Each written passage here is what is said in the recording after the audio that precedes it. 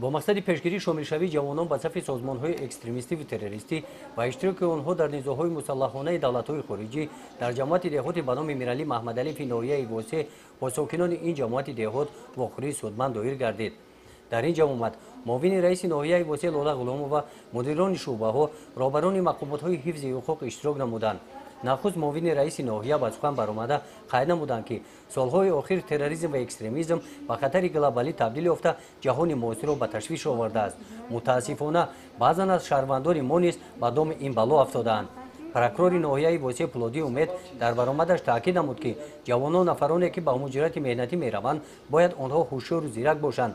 در اکثر حالت‌ها شهروندان ما از نداشتن سواد قضایی به دام این گونه اشخاصان میافتند. رئیس سود ناحیه واسع عاید این موضوع با تحلیل و دلیل‌ها برآمد نموده قید کرد که در تعلیم و تربیت فرزندان پدر و مادر باید جدی مناسبت نمایند. متاسفانه تحلیل‌ها نشان دادند که در 6 ماه سال روان 197 پرونده‌های حقوق ویرانکنی مأموری به سود ارسال کرده شده است.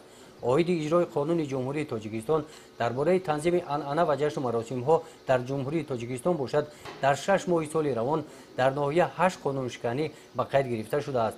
در سال 2016 هم باشد همگی 11 قانون شکنی به قید گرفته شده بود.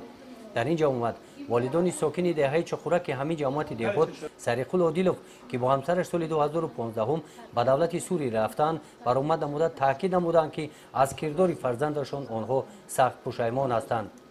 بچه ما خیلی فریب خورده هیچ کنه نمیدونم اکوش نمیدونم من خودم نمیدونم چه خیلی رفته